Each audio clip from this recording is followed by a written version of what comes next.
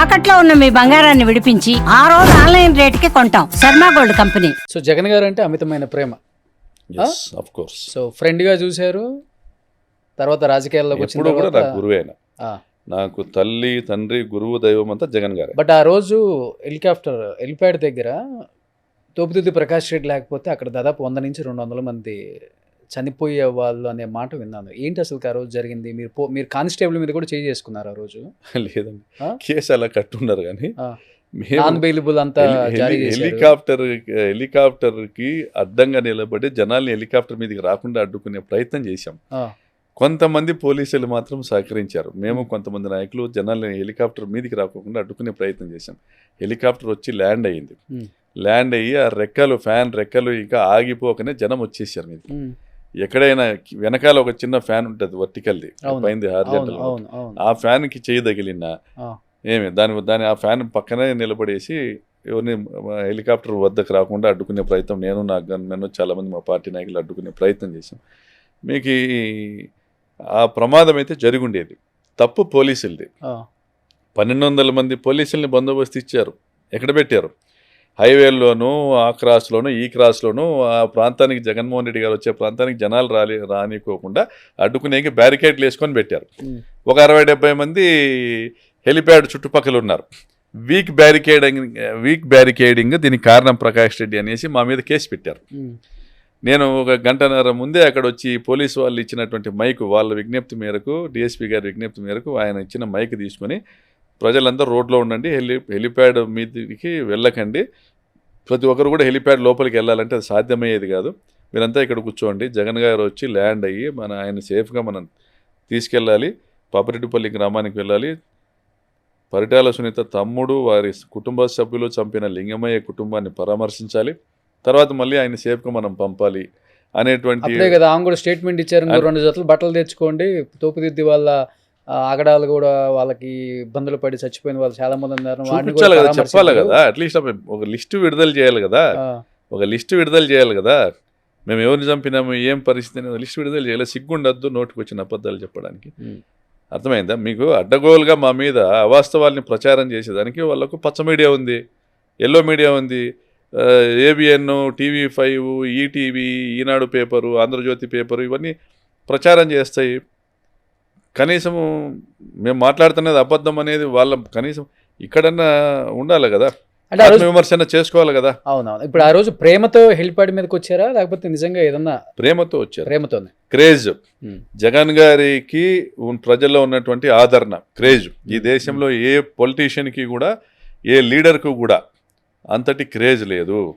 ఈరోజు వైఎస్ఆర్సీపీ సోషల్ మీడియాను కంట్రోల్ చేయాలని నరేంద్ర మోడీ గారు అన్నారంటే, జగన్ గారికి అనేక రాష్ట్రాల్లో ఉన్నటువంటి తెలుగు వాళ్ళు కావచ్చు, అదర్ స్టేట్స్కి సంబంధించినటువంటి ప్రజలు కావచ్చు, జగన్ గారిని ఫాలో అవుతున్నారు, సోషల్ మీడియాలో ఫాలో అవుతున్నారు, ఇండియా వ్యాప్తంగా కూడా.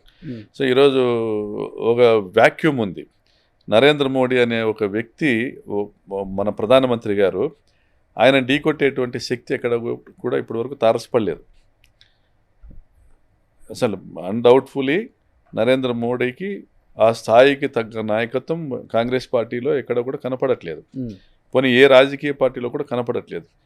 కానీ ఆ స్థాయి కాకపోయినా కూడా మన జగన్ గారి పుట్టినరోజుకి వచ్చినటువంటి ట్వీట్స్ కానీ, సోషల్ మీడియాలో వచ్చినటువంటి వ్యూస్ కానీ, పోస్టులు కానీ గమనిస్తే నరేంద్ర మోడీ గారి స్థాయికి ఇంచుమించుగా అంత పెద్ద ఎత్తున జగన్ గారికి వచ్చాయి.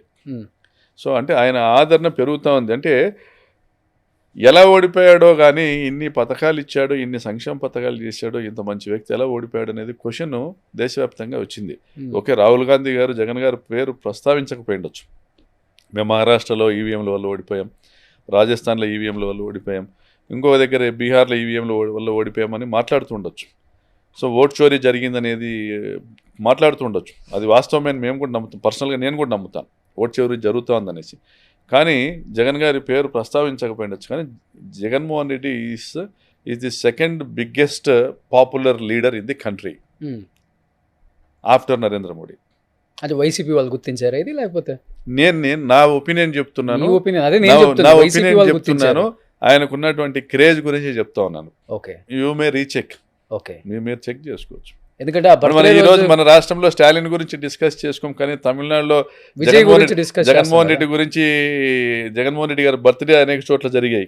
కర్ణాటకలో బెంగళూరులో వేల మంది వీధుల్లోకి వచ్చారు. కర్ణాటకలో జరిగింది, ఇక్కడ పంజాబ్లో ఒక యూనివర్సిటీలో జరిగింది. నాకు ఫోన్ చేశారు మార్వాడి యూనివర్సిటీ గుజరాత్ నుంచి అనేసి, సార్ మీరు ఒక వీడియో చేయండి సార్, మేము మార్వాడి యూనివర్సిటీలో జగన్ గారు బర్త్డే చేస్తున్నామని. అరే బాబు ఏ ఊరు నీదన్నా? దర్శి అంటే మీ ఎమ్మెల్యేకి చేయరా బాబు అని. మీ ఎమ్మెల్యేకి చేయరా, ఆయన పెడతారు వీడియో నుంచి. అంటే కోళ్ళు కూడా కోసి రక్తాభిషేకాలు చేశారు తిరుపతిలో కూడా. కోళ్ళు కోయచ్చు, మేకలు కోయచ్చు, మీకు దేవతలకు బలి ఇచ్చే ఆచారం మన దేశంలో ఉంది. దేవతలకు బలి ఇచ్చే ఆచారం మన దేశంలో ఉంది.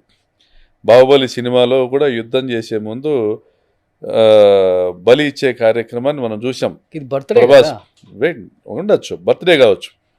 జగన్మోహన్ రెడ్డిని దేవుళ్ళ భావించేటువంటి లక్షల మంది వైఎస్ఆర్ కాంగ్రెస్ పార్టీ కార్యకర్తలు ఆయన ఎక్కడో రాజశేఖర రెడ్డి గారి తర్వాత ఆయన కుమారుడిగా, ఆయన వారసుడిగా, మన నాయకుడిగా చూస్తూ ఆయన పుట్టినరోజు, ఆయన 100 ఏళ్ళు నిండు 100 ఏళ్ళు ఆయన సంతోషంగా జీవించాలి, మళ్ళీ అధికారంలోకి రావాలి, శాశ్వతంగా ఆయన మా ముఖ్యమంత్రిగా ఉండాలని కోరుకునే వాళ్ళు ఈ పండగలా చేసి ఉండొచ్చు ఆయన బర్త్డేని.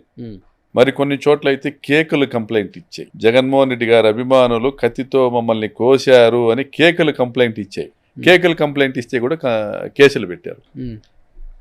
బర్త్డే కేక్ కోయడం తప్ప అండి? కేసులు పెట్టడానికి హద్దు ఉండదా? కానీ పార్టీ ఇంత ఘోర పరాజయం తర్వాత కొంతమంది నాయకుల ఇంటర్వ్యూలు చూసినా, లేకపోతే కొన్ని స్టేట్మెంట్లు చూసినా, కొన్ని ట్వీట్లు చూసినా ఒకటైతే అనిపించింది, జగన్మోహన్ రెడ్డి గారు అనే వ్యక్తి సౌమ్యుడు, మంచోడు, ఇవన్నీ ప్రజలు గమనిస్తున్నారు. కానీ చుట్టూండే కొంతమంది మాటల వల్ల, లేకపోతే చేష్టల వల్ల, లేకపోతే వాళ్ళ వ్యక్తిగత దాన్ని కూడా పార్టీకి అది కలపటం వల్ల జగన్మోహన్ రెడ్డికి దెబ్బ కొట్టింది, దెబ్బ పడేలా ఈ చుట్టూ ఇంతమంది శత్రువుల్లాంటి మిత్రులు ఉన్నారు అనే మాట వాస్తవమా? ఇప్పుడు మేము వీక్ ఎక్కడంటే అండి, మాకు మీడియా స్ట్రెంగ్త్ లేదు. ప్రజల దృష్టికి వాస్తవాలు తీసుకొని పోవాలంటే అది సాక్షి ద్వారానే వెళ్ళాలి. ఈ మధ్య సోషల్ మీడియా కొద్దిగా యాక్టివేట్ అయింది. మేము అధికారంలో ఉన్నప్పుడు మా సోషల్ మీడియా కూడా అంత యాక్టివ్గా లేదు. Telugu Desam party paid social media ITDP ఆధ్వర్యంలో లండన్ నుంచి కూడా ఆపరేట్ అయింది. ప్రతి ఒక్క ఎమ్మెల్యే క్యారెక్టర్ అసాసినేషన్ చేస్తూ వాళ్ళు పోస్టర్స్ రిలీజ్ చేసి దాన్ని పబ్లిష్ చేశారు.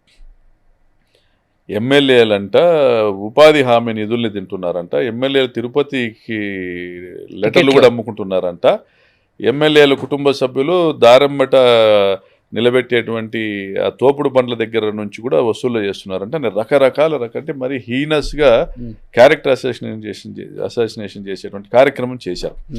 అది ఎలక్షన్లకు 2 ఏళ్ల ముందే జగన్ గారు మీటింగ్ పెట్టుకొని చెప్పారు, ఇప్పుడు నా మీద దాడి జరుగుతోంది ఎల్లో మీడియా ద్వారా, రేపొద్దున మీ గ్రౌండ్ లెవెల్లో ఎమ్మెల్యేస్ మీద క్యారెక్టర్ అసాసినేషన్ చేస్తారు, జాగ్రత్త చెప్పారు ఆయన. ఇది ప్లాన్డ్గా ఆర్గనైజ్డ్గా చేస్తూ ఉన్నారు, అధికారంలోకి రావాలంటే మనల్ని తక్కువ చేసి చూపాలి, పబ్లిసిటీ దాని మీదే జరుగుతుంది, మనం చేసిన సంక్షేమ పథకాలు, మనం చేసిన అభివృద్ధి గురించి మనం వీలైనంత చెప్పుకోండి, గడప గడపకు వెళ్ళి చెప్పుకోండి అన్నారు. అయితే అధికారంలో ఉండడం వల్ల మేము ఏం మంచి చేసినా కూడా, ప్రజలకు వెళ్ళి మేము ఏం మంచి చేసి చెప్పినా కూడా చేయాల్సిన పనులు చాలానే ఉంటాయి.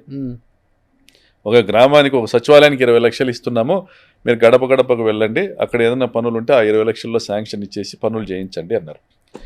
2 కోట్ల అవసరమైనటువంటి ఒక పంచాయతీలో మేము వచ్చి ఒక 20 లక్షల రూపాయలు పనులు చేసి పెడితే ఎమ్మెల్యే స్వయంగా వచ్చి ఇల్లు తిరిగి వీధి తిరిగి అడిగాడబ్బా సార్, ఇక్కడ హైటెన్షన్ లైన్ ఉంది మార్చాలి, ఇక్కడ పవర్ లైన్ ఉంది మార్చాలి, అక్కడ ఏదో గుడికి అడిగారు, ఇక్కడ డ్రైనేజీలు చూడండి ఎలా మురిగున్నాయి, డ్రైనేజ్ లైన్ అన్నారు, ఇక్కడ డ్రింకింగ్ వాటర్ లేదన్నారు. గ్రామాల్లో శాశ్వతంగా ఎప్పటికీ కూడా సమస్యలు ఏవో ఒకటి ఉంటాయి. గ్రామం అన్నాక ఉన్న జనాభా అలాగే ఉండదు, పెరుగుతూ పోతూ ఉంటే ఇళ్ల పట్టాలు అవసరం ఉంటుంది, ఇళ్ళు అవసరం ఉంటుంది, అక్కడ రోడ్లు వేయాల్సి ఉంటుంది, మళ్ళీ కాలనీలు వస్తాయి, పవర్ ఇవ్వాల్సి ఉంటుంది, మళ్ళీ అక్కడ ఒక వీధులు ఏర్పడతాయి, ఆ వీధులకు అక్కడ కుళాయి కనెక్షన్ కావాలి, అన్నీ ఉండే ఉంటాయి. 5 ఏళ్ళకు ఒకసారి ఎనౌన్స్ అవుతూనే ఉంటాయి. 5 ఏళ్ళకు ఒక 20 లక్షలు అనేది సరిపోదు. సో మేము ఆ చాలా నిధులతో గడప గడపకు వెళ్ళేటప్పుడు కూడా మేము ప్రజల అవసరాలను మేము గుర్తించినప్పటికీ కూడా దాన్ని we could not meet the needs of the public అనేది ఇది కూడా ఒక ఫెయిల్యూర్. అవును.